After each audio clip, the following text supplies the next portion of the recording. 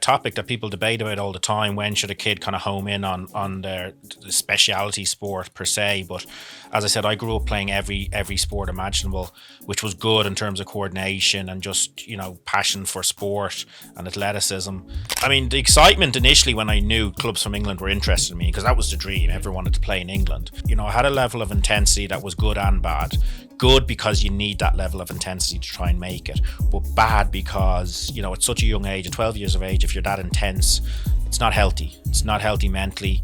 You kind of miss out on a lot of your childhood and what you should be doing as a kid. From a playing point of view, I only have one regret, and that was I just didn't enjoy it enough, because I was just so intense and just wanted to make it so much, and I did everything I possibly could. If I could go back in time, I would have relaxed a bit more and I would have just enjoyed it for what it is. I went on the merry-go-round of operations and injections and rehabs, and I'd get back for 3 months and then it would break down again. I never quite got over it, and that kind of led to the desperation of another operation. I thought going into that operation and rehab that if it didn't work out, it wouldn't feel as bad as the first retirement, because I was had experienced that, but actually it was worse, because this was really it. There was no turning back. I mean, you have to figure out a way to enjoy things, because life is short and we're all blessed to be here, but sometimes we get caught up in the moment, we get bogged down in the weeds and we forget to enjoy the process. So all right, everyone, welcome to an episode of the Myokinetic Podcast. Today we have a special guest, Kevin Grogan, who grew up in the 90s, played for the Manchester United youth team and also the Ireland national youth team.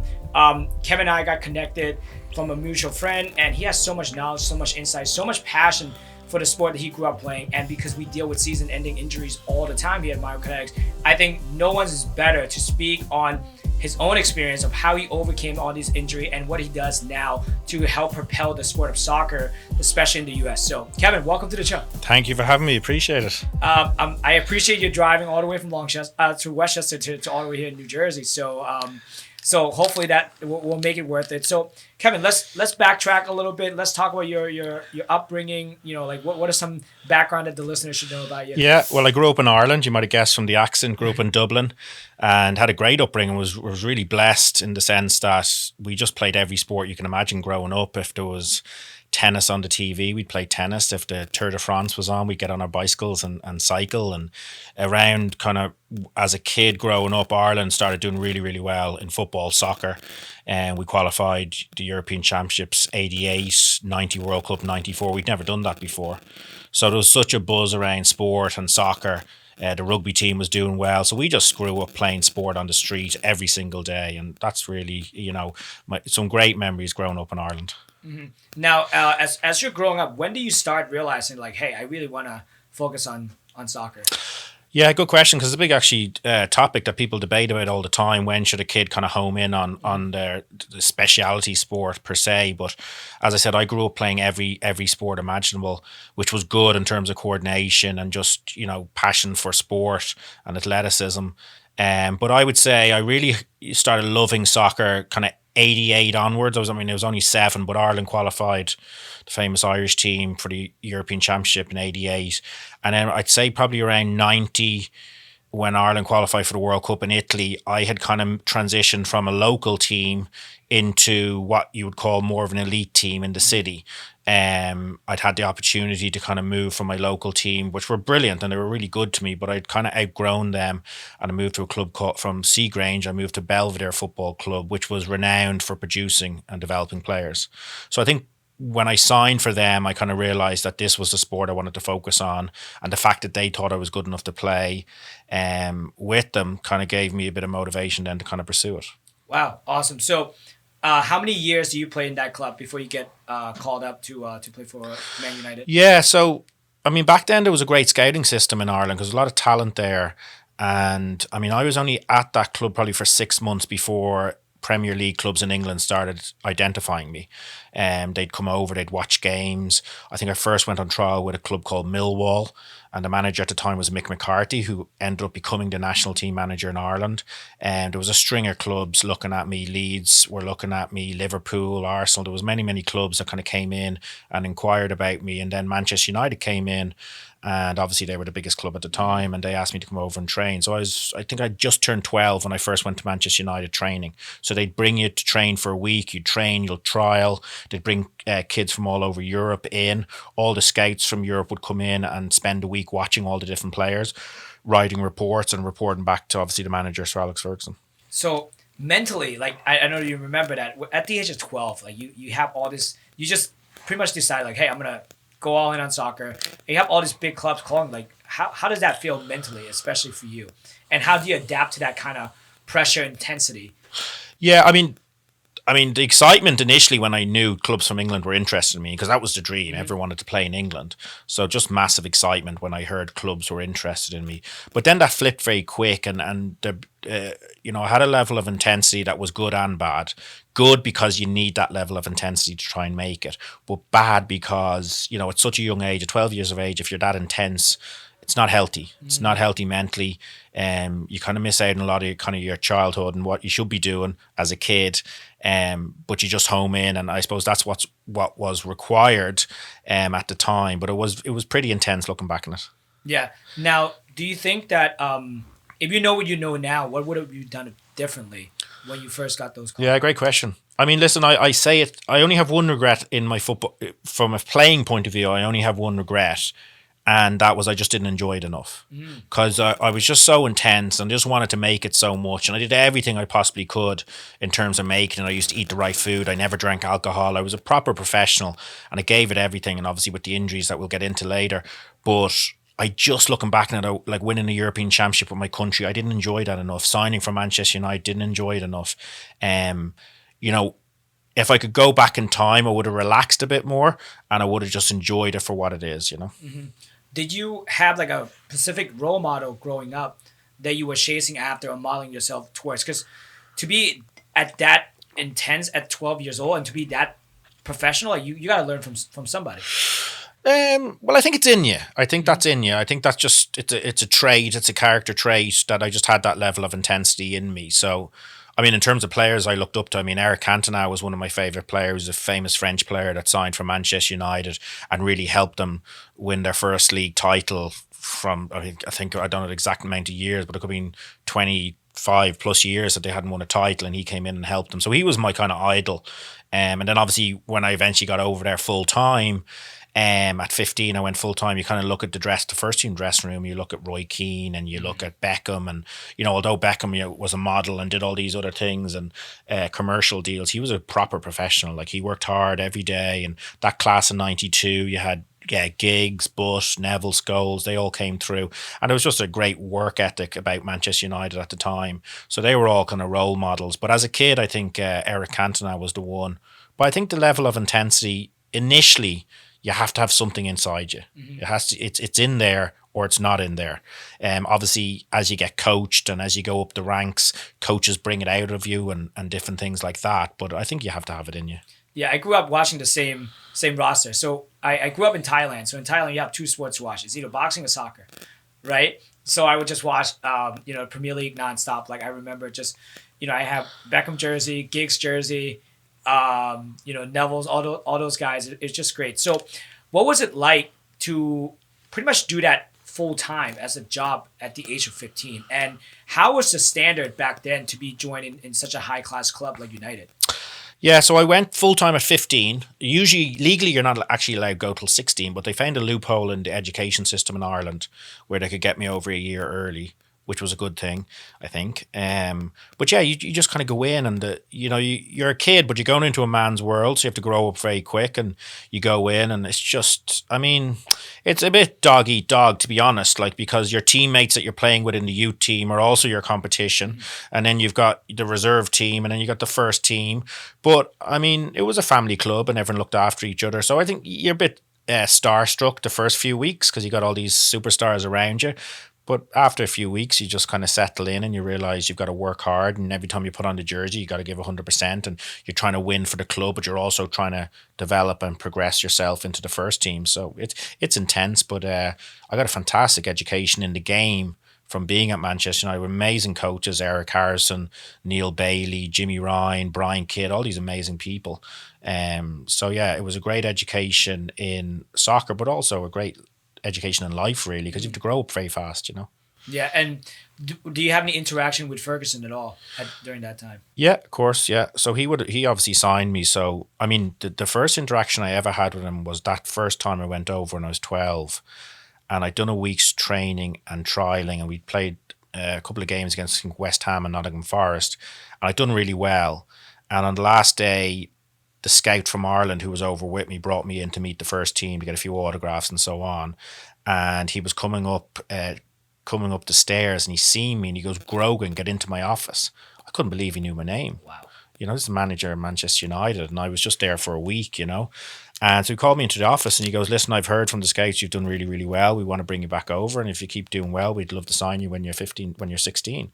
And that was my first interaction. And a funny story I've told a million times, but he asked me who I supported. And I actually supported Liverpool at the time, because all the kids in Ireland supported Liverpool because they had been the dominant team.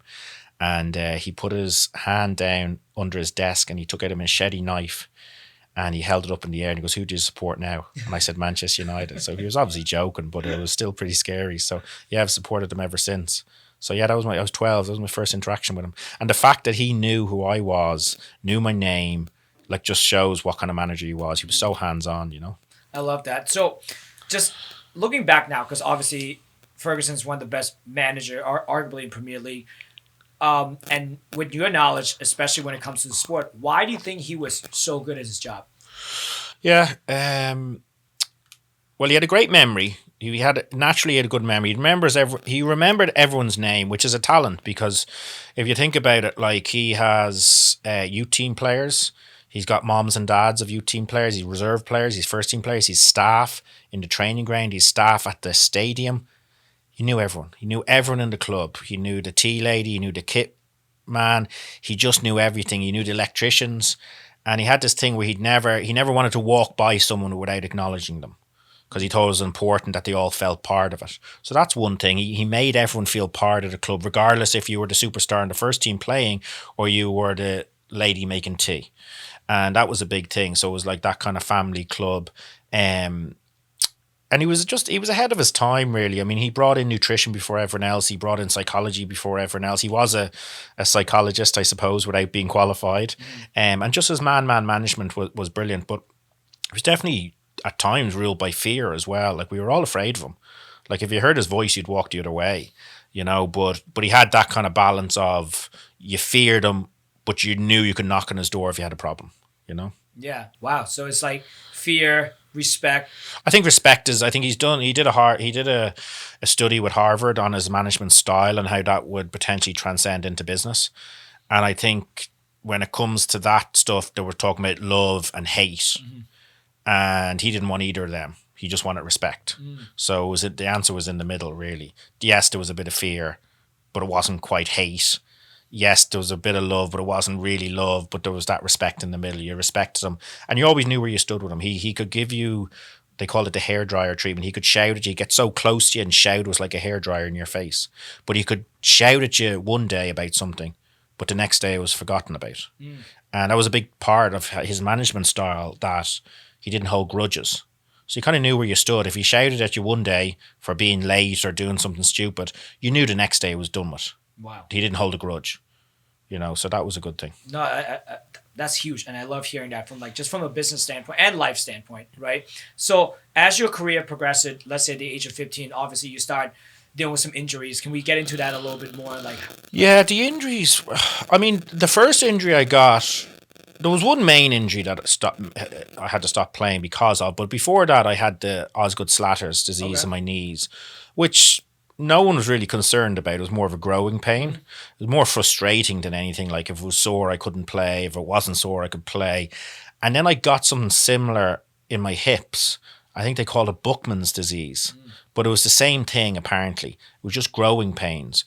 So again, very sore, actually, but no one was massively concerned. It was just frustrating more than anything else. But I kept getting really bad groin issues, and they couldn't really figure out what it was. At the time, players were getting hernia operations called a Gilmore's groin. Everyone was getting them. Like, it was nearly like a fad.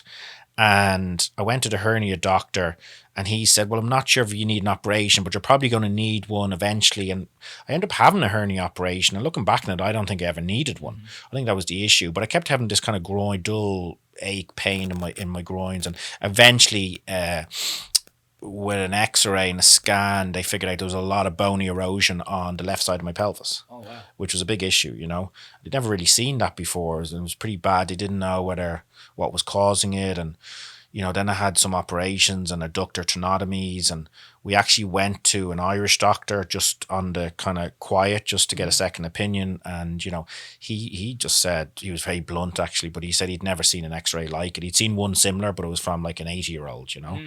But it was pretty bad. There was a lot of erosion there, and no one really knew whether it was. Some people thought maybe because my muscles developed very quick, my bones were still soft because I was still growing. Maybe there was an avulsion where the tendon ripped off some of the bone. No one really knew, because like the mid-90s, late 90s, like sports science was only coming into it. Like it was still kind of dinosaur stuff, you know. So no one could figure it out. So yeah, I went on the merry-go-round of operations and injections and rehabs, and I'd get back for 3 months and then it would break down again. So it was a real kind of frustrating time, you know. So it's just like a really, so we like to call that like the pain cycle, right? You come out of the pain, now you go back, and next thing you know, you just get tiresome because it's just pain wear you down. And it's funny you mentioned that, because we actually seen a lot of kids now with, like, again, hip repair, you know, cam lesion. I think what you have is definitely super rare. It's more like, you know, like genetically, you know, predisposed of like that, when you have like necrotic at the head of your hip, like where the bones start breaking down, which is tough. So what did that do to you as you're dealing with that? Like at which point do you realize like, hey, I might have to hang up the cleats? And how did you deal with that to go from like, you know, at being at the club at the highest level to now dealing with this, and then had to like change your identity and shift? Well, initially it was tough in the sense that you break down, you have an operation, you do rehab, you get back, and then like them little bits of getting back fit. Like 1 year I got back fit the last 2 months of the season, and we had a great run in the Youth Cup or the Youth League, and I was pivotal in that. So I was like, right, I'm back now. And Alex Ferguson was saying I was doing great, and the coaches, and you kind of get that buzz again and that feeling. And then in between one of the kind of operations after coming back, I won the European Championship with my country, U16. We had a fantastic tournament and team, Liam Miller and John O'Shea. John O'Shea is the national team manager now, actually. Andy Reid and so many more great players. But we beat Spain, we beat Italy, we beat Portugal, we beat the best in Europe, and we won that. So there was all these, it was kind of like these highs and then lows with the injury. But I think eventually then I ended up going on loan to a club in Ireland, a professional club in Ireland called UCD, which was also a university. So the thought was from my parents that, you know, if I go back to Ireland, play and train at a lesser intensity for a couple of years as my body develops a bit more, and get a bit of an education, that maybe that would help my body, and I could go back to England then, and it also maybe help me from an academic point of view. So I went back and did that, and unfortunately broke down again, and then got another operation, and then got back, and then broke down again. And then I had gone back to England to a club called Millwall. Mark McGee was the manager. We had a great team, actually. Timmy Cahill, and who ended up playing for Everton, and the Red Bulls over here, an Australian player, and Stephen Reid. We had a really great team, and I went back there for a while, and I thought that was my comeback. Then I broke down again. It was around my 21st birthday. That was kind of the end of my career, and had to move back to Ireland. Now I ended up making another comeback a couple of years later that I'll get into in a bit. But coming back as a 21-year-old, kind of career over, that was very difficult. I found that hard, you know. Yeah. So how, like, so what were some of the things that you went through during that time? Like, because obviously it's dark, and the reason I asked you on this, because every time we see an athlete that comes see us and they just tore the ACL, like that's the feeling that they get, because they're so lost. They've been doing this for so long. Next thing you know, there's like a possibility that's the last time they'll play the sport, right? So like, what were some thing that your family did to support you throughout those time, and you know, what's some advice you can give them? Yeah, well, I mean, I'll start off with how you feel. I mean, you lose your identity, because all I knew was soccer and playing soccer. So you're this kind of hero from your local town, and then you go to England, it's all glamorous, and you know, everyone's patting you on the back, and then suddenly you're back in Ireland, you know, 4 or 5 years later, and you're not a footballer anymore, and you've no real education, and didn't quite make the big money at that stage because I was still so young. So you're kind of sitting there, and you lose your confidence and your self-esteem, and you don't really know what you are. Obviously I've become other things since, but back then you're just sitting there, and although my parents were great, but ultimately they were never sports people or soccer players, so they didn't really understand what I was going through. My dad was a very hard working electrician, and always provided for us and was brilliant, but ultimately he'd never played at a high level in like soccer or sport to that degree, or my mom. So a lot of people kind of said, well, it is what it is, like, just get on with it. But that's easier said than done. And although there's obviously people way worse off than I was in life at the time, it's all relative and you have to go through it. So so it was a tough time, but you just have to, I suppose, you just one day at a time, and you get on with it. And I started working in the kind of sports agency business with Pat Devlin, gave me an opportunity, and I did a small bit of media stuff, commentating, and I just kind of tried to get myself back into normal society, but it was tough. And that kind of, I never quite got over it. And that kind of led to the desperation of another operation, which a couple of years later, I was at a game with a predominant soccer agent, and we were watching a player. He'd flown over from Holland. We were watching a player that we were looking at to potentially sign and send to England. And he had suggested that I see a famous doctor in Belgium that he knew called Dr. Gert de Klerk, I think is his name, bizarre name. And he worked with a rehab specialist that was very famous called Levan Maskalk. And he said, you should go and see them. You're too young. Like you're I'm probably 25, 26 at the time. I said, I'll go and see them. Now, I was 2 years retired. And the doctor said that, listen, we can operate on you and we think we can help you. We might get you back playing, but if we don't get you back playing, we'll help with your long-term kind of everyday stuff, was kind of the pitch. So I went and did it, and I wasn't with a club at the time, so I had to fund the whole thing by myself. So I paid for the operation. Part of the deal was if you went with Dr. Gert de Klerk, you had to do Levan Maskalk's rehab. So after the operation, I came home for a few weeks, and I went back over and had to live in Belgium for 8 months. Wow. So I had to pay for all the rehab, all the operation myself, live in Belgium, obviously get an apartment, do all that. So I really went for it. It was crazy looking back on it. And I got back playing then. I signed for a League of Ireland club in Ireland for 3 months just to get fit and match fit in a view to going back to England. And I just broke down again. The injury was back. And it was just, that was like, I thought going into that operation and rehab that if it didn't work out, it wouldn't feel as bad as the first retirement, because I was kind of had experienced that, but actually it was worse because this was really it. Like there was no turning back.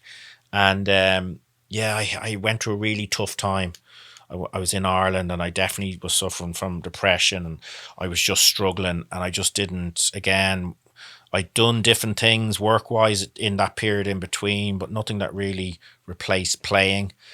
And I just struggled, and I just knew that I had to do something, and I had to probably move somewhere and try something different. And that's what kind of gave me the motivation to look at America. Okay. Yeah. Awesome. So how do you channel your love for the game to what you do every single day now? Because I know you off camera, you were talking to me about all this project you're involved in, and you were very excited about it. So like, how do you channel that? Because that's another thing too. We all have that time, right, where you have to hang up the cleats, and then we all have to go through that transition period where you have to find out the next thing. Yeah. And to some of us, it happens sooner than later. Yeah. Right. So like, what do you do now to channel that passion you have for the sport to how you get up every single day and then try to drive everything forward? Yeah, well, I mean, when I first came over, I did the whole coaching, sir. I did freelance coaching just to network and get out there and coach. And I was actually, looking back on it, I was a horrendous coach. It was awful. I had the knowledge. Yeah. But I thought that, because you have the knowledge, I'm going to be a good coach. But thankfully, I was honest enough with myself very quickly to say, I'm not good at this. And if I want to be good at it, I have to learn how to do it properly. Yes, I have the knowledge. So potentially I can be really good at this. So I started doing coaching badges, and I started researching and studying and educating myself, watching other people's sessions and watching how to do a session, how to build a session, the flow of a session, the topics, all that stuff. But when I first came over, I didn't have a clue. I'd had all this knowledge from working with Sir Alex Ferguson and playing with all these players, but I didn't know how to give that. So I taught myself how to give it, and I became a decent coach, and then I became kind of technical director, and I became a head coach of Lansdowne, and then I went into the MPSL. So I did all that coaching thing, but I remember becoming the head coach of Lansdowne, which is one of the top kind of semi-pro teams in America. And I was only 27, 28, so I was pretty young when I got that job. And not that it was a big paying job, but for Lansdowne to have the confidence in me to give me that opportunity, and that was the kind of the moment in America where I really started saying, okay, someone's giving me this chance. They trust me, and we did really, really well. And I brought a bit. They had great players actually. They just needed a bit of discipline. So I brought a bit of discipline, a bit of structure to the team. Recruited a few good Division 1 players, and we went on a real good run. And that really gave me the confidence. It was the first time outside of playing that I said, "Do you know what? I have something else to offer here." So that was brilliant. So I did all that and did the technical director stuff, and had a really good run on it, and was good at it, and really cared about the development of not just players, but the development of young people as well, which I think a lot of people in youth soccer lose sight of that. It's all about, they even lose sight of the development of player bit because they're so obsessed with winning all the time. But I think we have an obligation, particularly in youth soccer, to first and foremost develop people, teach them life lessons through sport, which just happens to be soccer. Work ethic, being a team member, winning and losing with dignity. These are all things that you use in life. That's got to be the priority. And then you've got to focus on developing and making sure the individual player reaches their ceiling of ability. And then after that, you focus on the team and trying to win things. But I find sometimes in America, it's all done the opposite. Let's win first and worry about everything else after. So I did all that, had a great run, enjoyed it. And slowly but surely, I was getting more into business stuff off the field. And that just morphed into kind of what I've kind of been doing the last few years with my consultancy company, and working with some, big brands and soccer.com and Puma, Nike, Adidas, Signing Day Sports, recruitment app, Rezel, virtual reality training system, Team Taka, which is a podcast for youth soccer clubs, and many other things, and just found a niche and enjoy it. And I love it. I travel a lot, and I get to meet amazing people, and I've worked with some of the best. I've worked with Andreas Iniesta, one of the greatest of all time. Yeah, I saw that. I've worked with David Villa, Ike Casilla, and these guys were coming to me and asking for help to, from a commercial point of view, to penetrate the market in America, which was extremely flattering. But I've always been good at networking. I've never screwed anyone over, and I always honest with people what I can do and what I can't do, and that stood me well. Wow, I love that. What are some life lessons that you can share with the listener today based on your journey thus far? What are some advice that you want to leave them with? Maybe one key thing. Yeah, I think it's easier said than done. But as I think I talked about it earlier about enjoying the process. I mean, you have to figure out a way to enjoy things because life is short and we're all blessed to be here. But sometimes we get caught up in the moment, we get bogged down in the weeds, and we forget to enjoy the process. So if you're a young, aspiring athlete in any sport, you're blessed that you're young, healthy, and fit, and doing something you love. You're not going to do that for the rest of your life. So you have to figure out a way to enjoy that and embrace it. And I think that's my biggest regret is, as I said, just not enjoying my playing days as much as I should because I was too intense and wanted to make it too much. So now I kind of, a famous quote I use is, "A day without laughter is a day wasted." I think it was a Charlie Chaplin quote, but I don't know, it's kind of cheesy, but you have to just enjoy the process, enjoy life, see the funny side of things. Obviously, work ethic in any industry or any walk of life should always be the foundation. But if you work hard and you're honest, see where it takes you and just enjoy the process. No, I love that. And last question, what do you think about the future of the U.S. soccer? How do you think it's going to pan out for us here? Yeah, I mean, it's been amazing. Like, I've been here 14 years, but to see the progression is amazing. The women were always the best. People might get angry at me at saying this, but they were the best because America were the only country that took women's soccer seriously. But they produced some amazing athletes, amazing players over the years. Europe is slowly catching up with them because they're now putting resources into it. But America is still quality in that regard.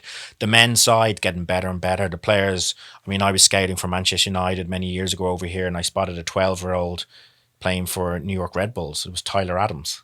Now he's the captain, So the talent is there. You've Pulisic, Reina, Adams. You've got these quality young players coming through. So I think you're seeing a lot of players come through the system because of all the hard work that has been done at grassroots. So I think it's very healthy in that sense. In terms of winning World Cups and all that, it's very difficult because ultimately America has other big sports that athletes go to. If all the athletes in America went to soccer at 8, 9 years of age, you'd argue that in 15, 20 years, you'd win the World Cup. But I think it's never been healthier in terms of the players you're producing. There's more kids playing here than anywhere in the world, which is great. And it's World Cup's coming in 26.